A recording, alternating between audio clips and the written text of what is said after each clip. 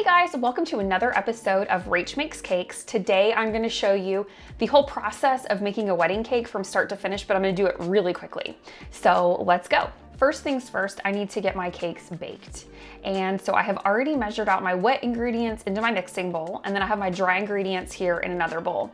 You'll notice that I do like to sift my baking powder through a really fine sifter, just to make sure there aren't any little tiny clumps in there. And I will add those dry ingredients to my wet ingredients and continue mixing my batter. This whole cake is gonna be strawberry, so that's why you see the pink batter here. And then once I have my batter ready, I put that into pans that are lined with parchment paper, and then I got those in the oven and baked them until a toothpick came out clean.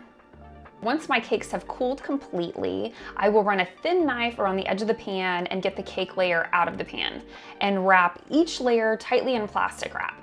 You can't really tell from this angle right here, but I do leave the parchment paper on at this point. I don't take that off until I actually start decorating. And then once you have all your layers wrapped in plastic wrap, get those cake layers into your freezer. Seriously, work with frozen cake layers. It is gonna make your life so much easier. If you've ever had a cake that was super crumbly and falling apart, that is because your layers weren't frozen. And I'm not talking about a cake that's been frozen in your aunt's chest freezer for 13 years. I generally bake on Tuesday or Wednesday for a Saturday wedding, so they're only frozen for 2 days or so.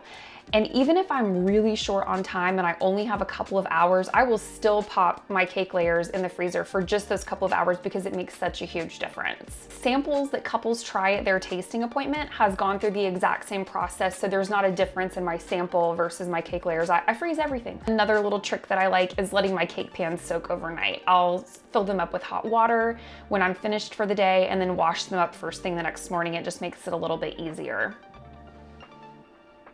And now it is time for the fun part, the decorating. I'm gonna get started by making some vanilla buttercream and leveling each of my cake layers. As you can see here, each tier has 3 layers of cake and 2 layers of buttercream, and each tier is on a cardboard cake circle that is the same size as the cake.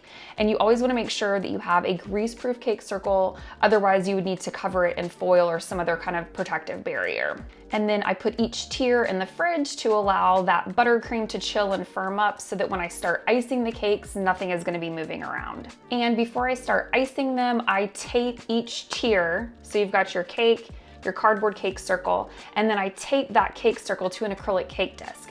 That just enables me to get them in and out of the fridge quickly, and I'm able to handle them without making a mess and getting buttercream everywhere. Then I did a very thin coat of buttercream just to lock in all my crumbs. It's called a crumb coat.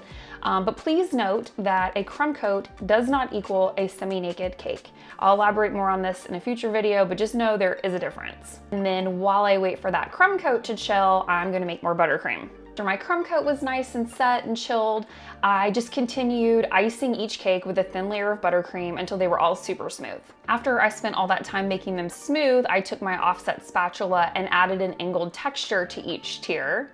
And you can't quite see it, but the buttercream does have a slight ombre effect, going kind of like from a light ivory to a champagne color. Once that final coat of buttercream was chilled, I made a mark where the next tier would go and where my dowels should go. And then I went ahead and doweled them. I just used super sturdy milkshake straws as my dowels and cut them to the length that I need. After I placed my dowels and that final coat of buttercream was nice and chilled, I just went ahead and stacked up my cake, using a little bit of buttercream between each tier as like a glue to hold them together. This couple was using some artificial flowers in their decor, and they wanted to carry that over to the cake as well. So I was able to add the flowers in advance during the decorating process before I got to the venue. Most of the time you have to add flowers at the venue, but I was able to do it early in the process this time. The venue was super close by, so I popped my cake in the cake safe and delivered it. But first I had to get across this treacherous floor. And ta-da, there is the finished cake with our custom cake topper.